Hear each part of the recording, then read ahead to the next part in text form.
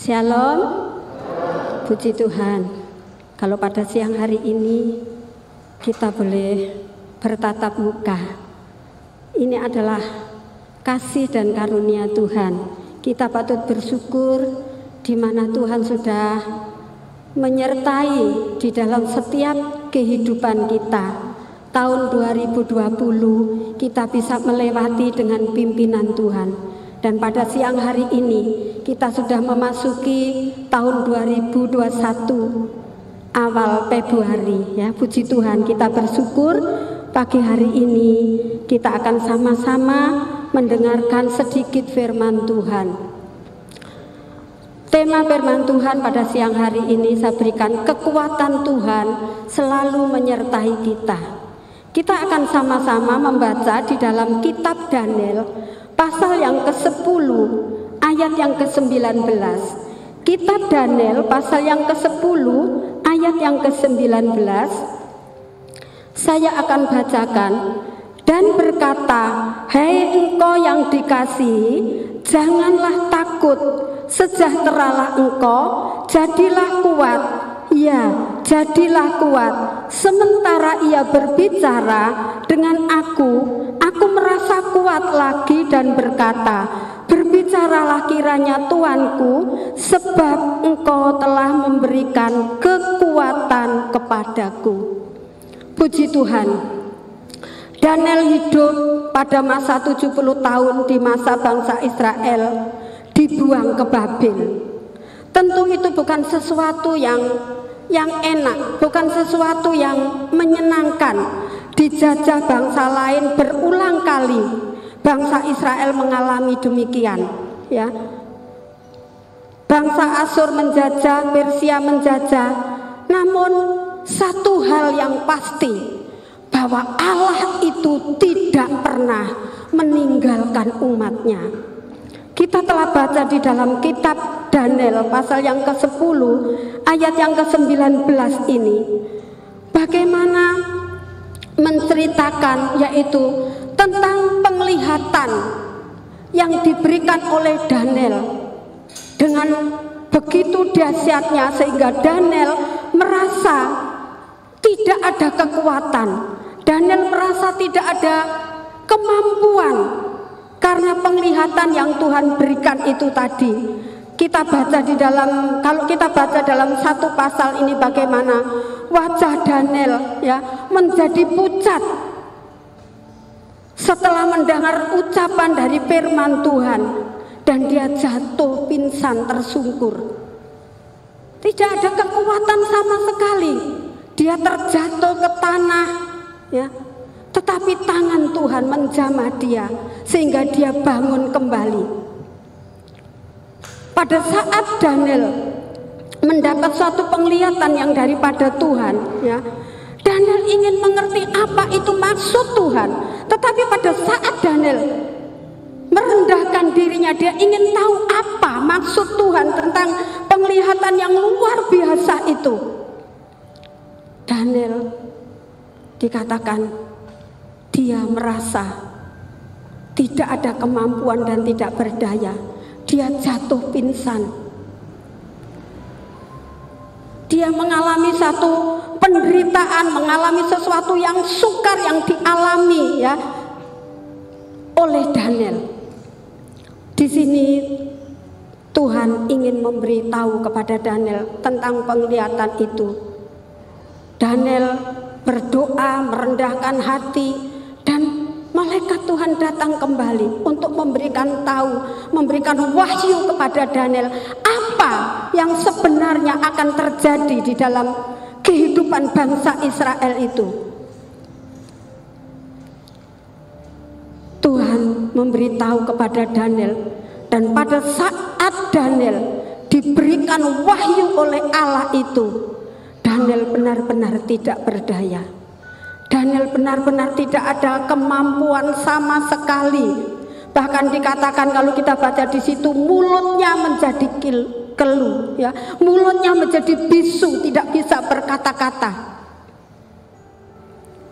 Bahkan ayat itu mengatakan betapa luar biasanya wahyu yang daripada Tuhan ini, sehingga membuat Daniel tidak bisa berbuat apa-apa dan Tuhan menyentuh Daniel. Akhirnya Daniel bisa berkata-kata, Daniel bisa berbicara kembali. Tetapi apa yang terjadi? Di situ Daniel mengalami satu kesakitan yang luar biasa, bahkan dadanya sampai sesek, ya, tidak bisa bernapas. Karena apa?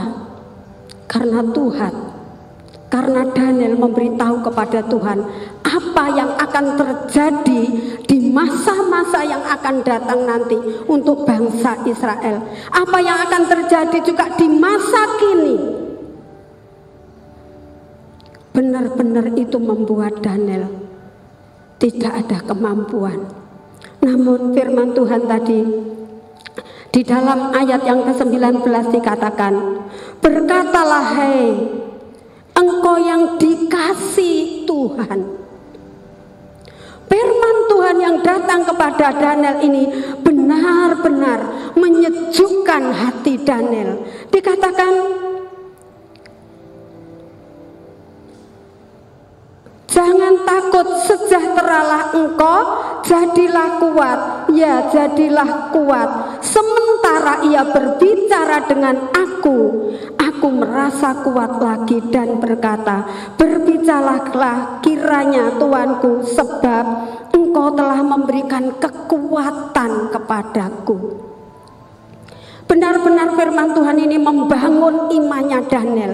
Di saat-saat Daniel mengalami suatu ketakutan, ada firman yang datang, dan di sini kita melihat Daniel sendiri membuka hati untuk kebenaran firman Tuhan itu. Dia katakan, berbicaralah Tuhan kepadaku, sebab di saat aku berbicara, di saat engkau berbicara, aku merasa kuat. Bapak Ibu, adik-adik sekalian, saya tidak tahu saat-saat ini apa yang sedang Bapak Ibu alami. Selama pandemi COVID-19 ini kita melihat seluruh dunia digoncangkan. Dari yang miskin sampai yang terkaya mengalami suatu kegoncangan. Saya tidak tahu apa yang saat ini sedang Bapak Ibu alami atau gumuli. Mungkin pekerjaan, mungkin rumah tangga, mungkin juga ekonomi atau sakit penyakit. Tetapi firman Tuhan pada pagi hari ini untuk saudara dan saya khususnya, Tuhan yang selalu menyertai, memampukan dan memberikan kekuatan. Bagaimana di dalam kita menyikapi masalah yang datang?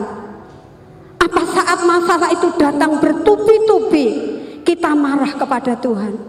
Kita katakan percuma mengiring Tuhan, toh doaku tidak dijawab, toh masalahku tidak terselesaikan. Dan kita mulai malas beribadah, kita mulai malas membaca firman Tuhan. Tetapi kita perhatikan kehidupan Daniel. Di saat-saat Daniel dalam keadaan terjepit, di saat-saat Daniel dalam menghadapi keputusasaan, dia membuka diri, mengizinkan firman Tuhan itu berbicara dengan dia, mengizinkan Roh Allah itu bekerja di dalam hidupnya, memberi kesempatan kepada Tuhan untuk berkarya di dalam kehidupannya. Mari kita belajar dari hari ke hari. Kita akan belajar melembutkan hati kita. Di saat proses itu datang, kita mau katakan kepada Tuhan, Tuhan, inilah aku, bentuklah sesuai dengan rencanamu, apa yang Tuhan mau. Seandainya Daniel tadi lari pada waktu penglihatan itu datang, Daniel tidak akan mengerti apa maksud Tuhan untuk bangsa Israel itu. Tetapi dalam keadaan sakit, dalam keadaan putus asa, dalam keadaan jatuh tersungkur, dia tetap mendengar suara Tuhan lewat malaikatnya itu.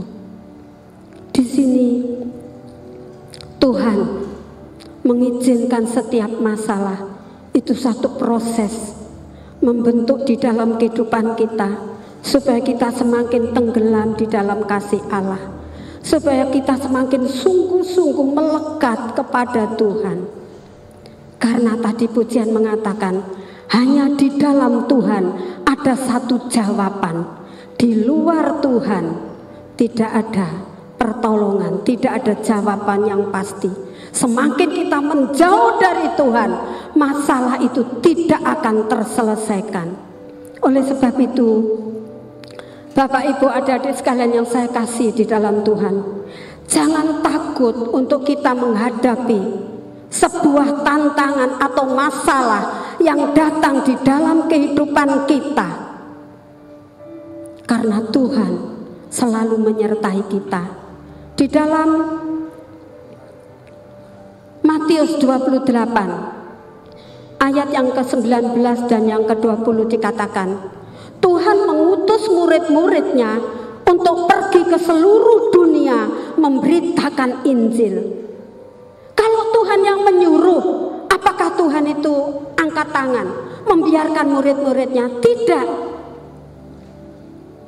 Tuhan mengutus murid-muridnya, dia bertanggung jawab. Dia katakan ayat yang ke-20 bagian terakhir, aku akan menyertai engkau sampai kesudahan alam. Oh, luar biasa Bapak Ibu. Penyertaan Tuhan yang luar biasa terhadap murid-murid Tuhan Yesus. Demikian juga di dalam kehidupan kita. Tuhan yang sudah memanggil kita dari gelap kepada terangnya yang ajaib. Tuhan bertanggung jawab atas kehidupan Bapak Ibu sekalian. Dia tidak akan meninggalkan kita. Apapun masalah yang ada di dalam kehidupan kita, dia akan selalu turun tangan di dalam kehidupan kita. Kita akan melihat satu figur yang sangat luar biasa, yang tidak asing lagi bagi kita. Dari sekolah minggu kita sudah dengar, yaitu tentang Daud. 1 Samuel 17 ayat yang ke-45, saya bacakan. 1 Samuel 17 ayat yang ke-45. Tetapi Daud berkata, orang Filistin itu Tetapi Daud berkata kepada orang Filistin itu, engkau mendatangi aku dengan pedang dan tombak dan lembing, tetapi aku mendatangi engkau dengan nama Tuhan semesta alam, Allah segala barisan orang Israel yang kau tantang itu. Puji Tuhan. Kalau di sini kita melihat di dalam ayat-ayat sebelumnya, Daud itu masih kecil, masih imut-imut, masih kemerah-merahan, dan Daud dilecehkan dengan tentara orang Filistin. Diremehkan karena dia masih terlalu kecil, masih terlalu muda. Memang Daud tidak ada background seorang panglima. Dia tidak pernah sekolah menjadi seorang panglima. Tetapi Daud tahu rahasia bagaimana menghadapi orang-orang Filistin yang sombong itu. Daud datang tidak membawa apa-apa, tetapi membawa nama Tuhan di atas segala nama. Yesus, nama yang sangat dahsyat dan luar biasa. Itu sebabnya ada ayat mengatakan, jangan menyebut nama Tuhan dengan sembarangan. Hati-hati ya. Di dalam nama Yesus ada suatu kuasa yang luar biasa, yang tidak ada tandingannya ya. Inilah Daud.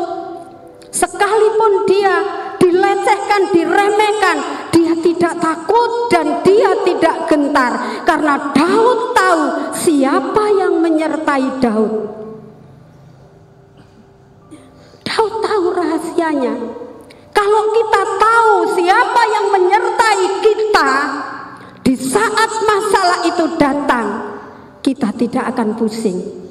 Keluaran 14 ayat 14, Allah berperang ganti kamu. Ya, supaya kita itu berdiam, kita itu tenang, kita itu menghadap kepada Bapa yang di surga, karena Dia yang menjadi pembela kita semua. Oleh sebab itu mari, di dalam kondisi dan situasi apapun, kita harus tetap berjuang. Kita tidak tahu tahun 2021 ini apa lagi yang akan terjadi kalau kita melihat pesawat jatuh, tanah longsor, gunung meletus dan lain sebagainya. Kalau hidup kita tidak mengandalkan Tuhan, kita menjadi ketakutan dan lemah, tidak berdaya. Tetapi kalau kita tahu kepada siapa kita harus berharap, hanya kepada Tuhan, maka Bapak Ibu akan menjadi orang yang kuat, menjadi orang yang perkasa, tidak pusing dengan masalah.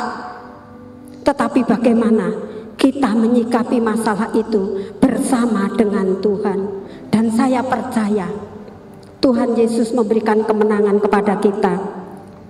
Kita melihat waktunya sangat singkat ya. Ini kita akan melihat di dalam Kejadian pasal yang ke-26. Kejadian 26 ayat yang ke-24. Kejadian 26 ayat 24. Lalu pada malam itu Tuhan menampakkan diri kepadanya serta berfirman, Akulah Allah ayahmu Abraham, janganlah takut sebab aku menyertai engkau. Aku akan memberkati engkau dan membuat engkau banyak keturunanmu karena Abraham hambaku itu. Ini cerita mengenai Ishak ya, di mana kalau kita baca dari awal bagaimana Ishak itu tidak pernah lelah di dalam menabur. Di sini Ishak mengalami masalah setelah menjadi orang sukses, menjadi orang kaya ya. Daud mengalami satu masalah dengan Abimelek ya, karena dia menjadi kaya sehingga Ishak itu diusir dan Ishak tinggal di Gerar. Di sini Ishak tidak mengenal lelah di dalam bergumul, di dalam berjuang. Dia menggali sumur-sumur yang sudah ditutup oleh orang Filistin pada waktu digali oleh ayahnya. Ya. Di situ Ishak menggali sumur dan mendapatkan sumur itu dikatakan berbual. Pada waktu mendapatkan air yang berbual itu, gembala-gembala orang Gerar itu marah, dia bertengkar, dia mendatangi, dia merebut, ini milikku. Ya, lalu Ishak menamai sumur itu Esek karena bertengkar. Tidak sampai di situ, Ishak pergi ke tempat lain. Bayangkan zaman dulu gali sumur itu nggak seperti sekarang, di bor bisa keluar airnya. Zaman dulu harus gali dengan cangkul, tidak tahu dengan apa. Ya, sumur zaman dulu itu terlalu dalam. Tempat saya aja sumurnya sekitar 8 meter sampai 9. Ya, bayangkan. Ishak tidak pernah mengenal lelah. Dia pergi ke tempat lain, menggali sumur itu dan mendapatkan air. Demikian juga terus bertengkar. Ya, direbut kembali. Lalu Ishak menamai sumur itu Sitna. Apakah Ishak berhenti sampai di situ? Tidak, saudara. Dia tidak putus asa. Walaupun dengan lelah, dengan berjuang, dia menggali sumur lagi di tempat yang lain. Dan di situ Tuhan dikatakan, Tuhan memberikan kelonggaran kepada Ishak. Ishak menamai sumur itu Rehabot. Ya. Tuhan memberikan kelonggaran dan Ishak bisa diam di situ bersama keturunannya, bersama keluarganya. Bapak Ibu, bersama dengan Tuhan, masalah itu pasti teratasi jikalau kita tidak lari dari kenyataan. Semakin lari, Tuhan semakin kejar kita untuk memberikan proses yang lebih dalam. Ya, di sini kita boleh belajar. Oleh sebab itu mari kita sama-sama, ya, di dalam ayat yang ke-24 tadi, bagaimana Allah Abraham, Allah ayahmu menyertai engkau dan memberkati engkau. Ya, Tuhan gak akan meninggalkan kita. Tuhan akan selalu menolong dan menyertai di dalam setiap kehidupan kita. Oleh sebab itu, Bapak Ibu yang saya kasih di dalam Tuhan, mari di dalam kita memasuki atau melewati tahun 2021 ini, percayalah bahwa Allah kita sangat peduli kepada Bapak Ibu sekalian, dan Dia akan menyertai bukan hari ini, tetapi esok dan seterusnya sampai selama-lamanya Tuhan datang yang kedua kali. Mari kita sama-sama terus berjuang dan maju di dalam Tuhan.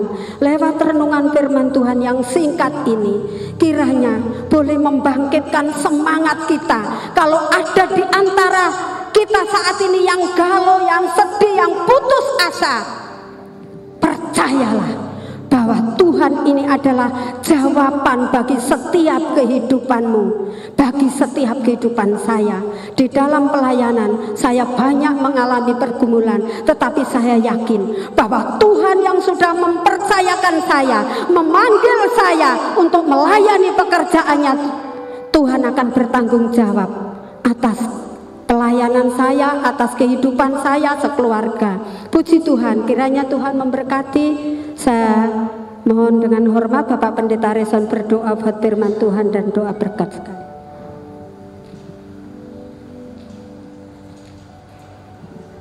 Bapak Ibu, saya undang berdiri.